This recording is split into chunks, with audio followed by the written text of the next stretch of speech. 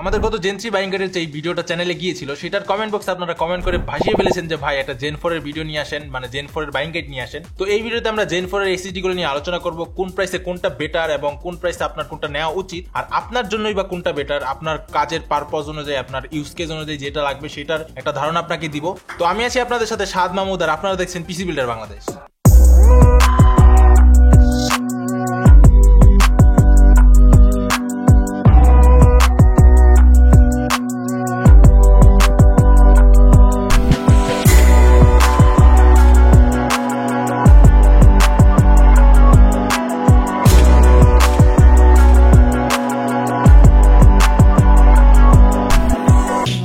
Buying guide শুরু করার আগে আমরা আমাদের যে বাইং গাইডটার যে ফ্লোটা সেটা বলে নেই, মানে আমাদের যে ধারাবাহিকতাটা। এবার আমরা বাইং গাইডটা শুরু করব হাই রেঞ্জ থেকে লো রেঞ্জের দিকে, মানে সর্বপ্রথম হলো হাই রেঞ্জের এসএসডি গুলা, দেন মিড রেঞ্জ, দেন লো রেঞ্জ, মানে একদম বেলো ফর মানির দিকে যাব। তো আমাদের যে প্রথম রেঞ্জটা আমরা ধরেছি সেটা হলো 20,000 টাকা থেকে 15,000 টাকার মধ্যে। এখন বলতে পারেন ভাই 20,000 টাকা জেন 4 এসএসডি তা 1 টিবি, আসলে আমি এখানে 20,000 টাকার রেঞ্জটা রেখেছি কারণ জেন 5 এসএসডি যেহেতু মার্কেটে নাই, তাই আমি এই ভিডিওতে কিছু জেন 5 ইনক্লুড করতে চেয়েছিলাম। তো সেটার জন্য 20,000 টাকা রেঞ্জটা অ্যাড করা হয়েছে। তো 20,000 টাকায় আমরা নর্মালি জেন 4 এসএসডি না কিনে জেন 5 এসএসডি নেওয়াটাই বেটার। যদি আপনার কাছে জেন 5টা মনে হয় যে না আমার নেওয়া জরুরি, আমার মাদারবোর্ড আছে এন্ড আমার ইউজ কেসে দরকার, অথবা আপনি ফিউচার প্রুফ থাকতে চান যে আমার একটা জেন 5 দরকার, পরবর্তীতে যদি জেন 5 এর কাজ লাগে, তো সর্বপ্রথম আমাদের লিস্টে যে জেন 5 এসএসডি রয়েছে সেটা হলো কিংস্টনের একটা জেন 5 এসএসডি, মানে Kingston Fury Renegade GS5 recently released একটা জেন 5 এসএসডি। কিংস্টনের one of the great lineup, অর্থাৎ ফিউরি রেনেগেড লাইনআপের একটা এসএসডি। এটা হলো একদম টপ অফ দ্য টিয়ারের এসএসডি, মানে এইটার স্পিড বর্তমানে জেন 4 এসএসডি গুলোর মধ্যে ওয়ান অফ দ্য বেস্ট। এটা রিড স্পিড হলো 14,200 মেগাবাইট পার সেকেন্ড এবং রাইড স্পিড হলো 11,000 মেগাবাইট পার সেকেন্ড। আর এটাতে কন্ট্রোলার হিসেবে ব্যবহার করা হচ্ছে সিলিকন মোশনের কন্ট্রোলার চিপ, যার মডেল নাম্বার হলো SM2508। আর এটাতে মেমোরি সিল হিসেবে ব্যবহার করা হয়েছে BICS মানে কিউক্সিয়ার 218 লেয়ারের একটা TLC সেল। আর এটার বর্তমান বাজার মূল্য হলো 20,200 টাকা, মানে 20,000 টাকায় one of the best gen 5 SSD officially বাংলাদেশে আসে। যেহেতু জেন 5 এসএসডির কথা বলা হয়েছে, তো স্যামসাং এখানে বাদ যাওয়ার কোনো প্রশ্নই আসে না, কারণ Samsung one of the OG. আমাদের যে মেমোরি সেল বা এসএসডির যে যত ধরনের ইনোভেশন গুলো হয় সেগুলো নর্মালি স্যামসাংই শুরু করে বা স্যামসাং এর হাত ধরেই হয়। তো স্যামসাং তাদের যে জেন 5 সিরিজটা রিলিজ করে সেটা হলো 9000 সিরিজ দিয়ে, অর্থাৎ 9100 প্রো। এটা একটা জেন 5 এসএসডি, আর এটার রিড স্পিড হলো 14,800 মেগাবাইট পার সেকেন্ড এবং রাইট স্পিড হলো 13,400 মেগাবাইট পার সেকেন্ড। যেহেতু স্যামসাং এর এসএসডি, তাই স্যামসাং এর এসএসডিতে নর্মালি ওদেরই মেমোরি সেল, ওদেরই কন্ট্রোলার ব্যবহার করা হয়। ওরা অন্য কারো থেকে কন্ট্রোলার নেয়ও না আর ব্যবহারও করে না। তো স্যামসাং এর এই 9100 প্রো এই এসএসডিটা ওয়ান অফ দ্য বেস্ট যদি এইটা চ্যানেল ওয়াইজ আসতো, কারণ স্যামসাং এর এসএসডি গুলো নরমালি নন চ্যানেল হয়ে আসে, অর্থাৎ এইটার কোনো অফিসিয়ালি স্যামসাং থেকে ডিস্ট্রিবিউটর এখনো বাংলাদেশে নাই। যেগুলো আসে সেগুলোর মধ্যে অনেক সময় নকলও ধরা পড়েছে। এর আগে জামান ভাই এটা নিয়ে একটা ভিডিও বানিয়েছে, তো যারা ভিডিওটি দেখেন নাই তারা আমাদের ডিসক্রিপশনে দেখতে পারেন, লিঙ্ক দেওয়া আছে, সেখান থেকে দেখে নিতে পারেন যে জেন 5 এর নকল এসএসডি গুলো ঠিক কেমন হতে পারে। তো এটা নিয়ে আর কথা বাড়াবো না, আমরা আমাদের বাকি লিস্টটা কন্টিনিউ করব। তো জেন 5 এর আলোচনা শেষ, এবার জেন 4 এ আসি। জেন 4 এর যে প্রথমটা, মানে আমাদের যে সবচেয়ে হায়ার প্রাইসে যে এসএসডিটা রয়েছে সেটা হলো সিগেট ফায়ারকোডা, মানে one of the OG brand এইসব এসএসডির জন্য। Seagate FireCuda 530R 1 TB gen 4 SSD, এটা একটা হিটসিঙ্কের সাথে আছে এবং এটাতে একটা ডিরামও রয়েছে, মানে বলতে পারেন একদম সব প্যাকেজ একসাথে মিলায় একটা এসএসডি। আর এটা রিড স্পিড হলো 7,400 মেগাবাইট পার সেকেন্ড এবং রাইট স্পিড হলো 7,000 মেগাবাইট পার সেকেন্ড। এটাতে ফিশনের একটা কন্ট্রোলার চিপ ব্যবহার করা হয়েছে, যেটার মডেল নাম্বার হলো ফিশন PH5018, যেটাকে আমরা ফিশন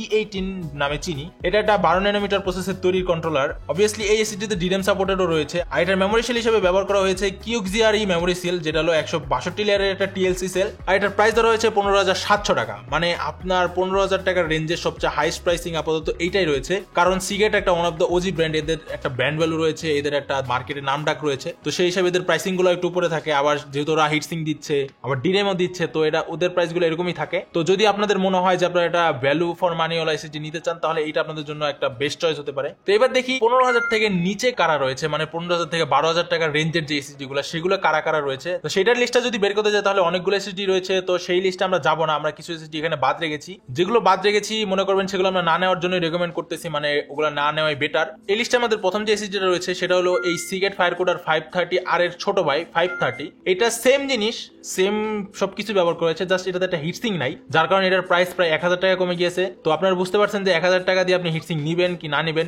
যাদের মাদারবোর্ডে অলরেডি প্রি অ্যাপ্লাইড হিটসিং থাকে তারা এটা নিলে বেটার হয়, কারণ আপনার মাদারবোর্ডে প্রি অ্যাপ্লাইড হিটসিং আছে, তো আপনার একটা হিটসিং সহ 1,000 টাকা বাড়ায় নেওয়ার কোনো মানেই হয় না। তো এই এসএসডিটাতে ডিফারেন্ট হলো, আগেরটাই হলো আপনার কিউক্সিয়ার সেল ব্যবহার করা হয়েছে আর এটাতে হলো মাইক্রনের সেল ব্যবহার করা হয়েছে, মানে মেমোরি সেলের একটা ডিফারেন্স রয়েছে আর প্রাইসেও 1000 টাকার মতন ডিফারেন্স রয়েছে। ওইটার প্রাইস ছিল 15700 টাকা আর এটার প্রাইস হলো 14500 টাকা। এবার আমরা আসি আমাদের লিস্টের 2 নাম্বার এসএসডি অর্থাৎ ট্রান্সেন্ডের একটা এসএসডি। ট্রান্সেন্ড অনেক দিন ধরে এই মেমোরি চিপ বা মেমোরি সেল বা আমাদের যেই মেমোরি মার্কেট আছে আর যেই এসএসডির মার্কেট আছে সেটাতে অনেক দিন ধরেই তাদের এসএসডি গুলো নিয়ে আসতেছে। তারা একসময় প্রায় রাজত্বই করতেছিল, তারপর ধীরে ধীরে তাদের ব্র্যান্ডের যেই একটা রিলায়েবিলিটি বাংলাদেশের বাজারে সেটা কমে যায় এবং তারা ধীরে ধীরে এসএসডি গুলো আনা অনেকটাই কমিয়ে ফেলেছে। তাদের এসএসডি এখন খুব একটা দেখা যায় না, লো এন্ড এসএসডি গুলো দেখা যায়, হাই এন্ড এসএসডি গুলো খুব একটাই দেখা যায় না। তো সেই হাই এন্ড এসএসডি গুলোর মধ্যে একটা হলো ট্রান্সেন্ড 250H, এটা একটা 1TB Gen 4 এসএসডি। তো এই এসএসডিটার রিড রাইট স্পিড যদি কথা বলি তাহলে এটা রিড স্পিড হলো 7200 মেগাবাইট পার সেকেন্ড এবং রাইট স্পিড হলো 6200 মেগাবাইট পার সেকেন্ড। আর এটা অবভিয়াসলি একটা ডিরাম সাপোর্টেড এসএসডি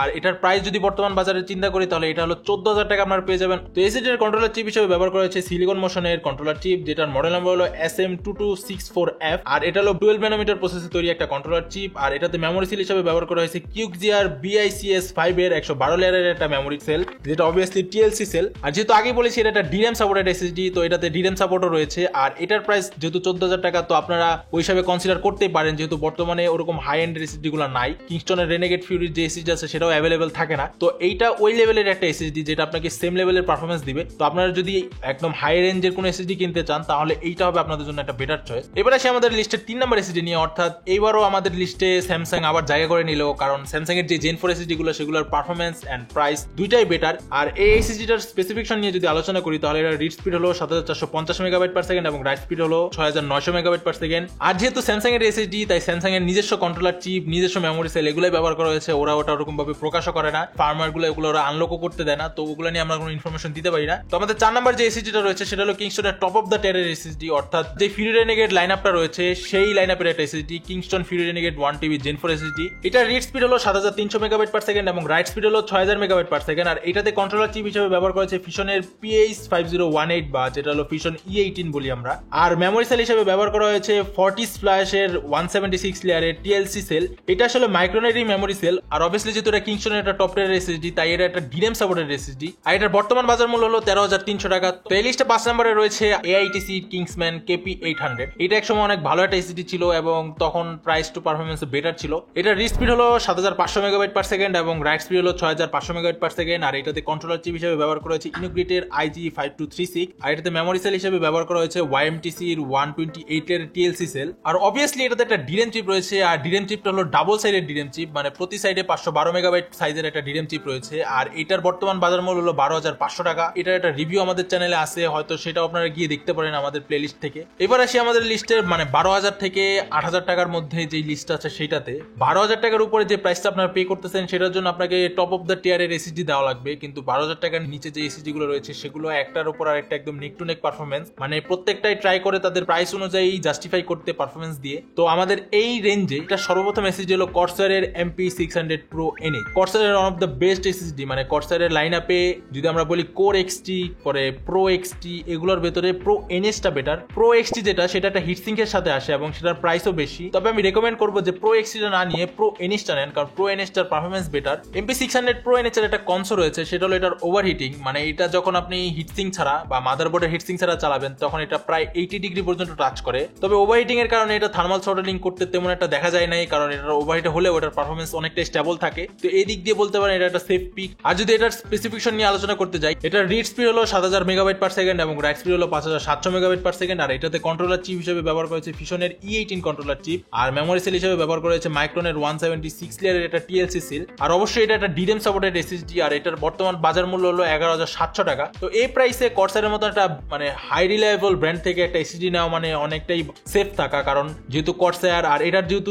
আপনারা ওয়ারেন্টিও 5 বছরের পাবেন আর টিবিডব্লিউ মেবি 600 টিবিডব্লিউর মতন পেয়ে যাবেন আপনারা 1TB ভেরিয়েন্টের জন্য। তো ওই হিসাব করলে আপনারা এটা একদম সেফ পিক হতে পারে, 5 বছরের জন্য আপনারা প্রপারলি ইউজ করতে পারবেন। এবার আসে আমাদের 10000 থেকে 11000 টাকার যে রেঞ্জটা, মানে 10000 থেকে 11000 এর মধ্যে যে রেঞ্জটা সেটাতে যদি আমরা দেখতে যাই তাহলে আমাদের একটা এসএসডি থাকে, সেটা হলো অস্কো ON1000 Pro। এটার রিড স্পিড হলো 7500 মেগাবাইট পার সেকেন্ড এবং রাইট স্পিড হলো 6800 মেগাবাইট পার সেকেন্ড। এইটাতে কন্ট্রোলার চিপ হিসেবে ব্যবহার করেছে ইনোগ্রেটের IG5236 আর মেমোরি সেল হিসেবে ব্যবহার করেছে স্কাইনেক্স এর 176 লেয়ারের TLC সেল। আর অবভিয়াসলি এটা একটা ডিরাম সাপোর্টেড একটা এসএসডি আর এটাতে একটা বোনাস হিসাবে হিটসিঙ্কও দেওয়া রয়েছে। এটার এই হিটসিঙ্কটা এটার থার্মাল পারফরমেন্সটা অনেকটাই বেটার করেছে, মানে এটার থার্মালি যত আমরা স্ট্রেস দিয়েছি এটা 60 ডিগ্রি 61 ডিগ্রি বেশি যায় নাই। আর এটা নিয়ে আমাদের একটা ভিডিও রিসেন্টলি চ্যানেলে গিয়েছে, আপনারা চাইলে সেই ভিডিওটা চেক করে দেখতে পারেন যে এটার পারফরমেন্সটা কিরকম। আমাদের প্রায় অনেকগুলো ভিডিও আমাদের চ্যানেলে রয়েছে, আমরা সবগুলো লিঙ্ক দিয়ে দিব ডিসক্রিপশনে, আপনারা চাইলে সেগুলো চেক করে দেখতে পারেন। আর এর প্রাইস নিয়ে যদি কথা বলতে যাই, বর্তমানে এটা বাজার মূল্য 10,700 টাকা আর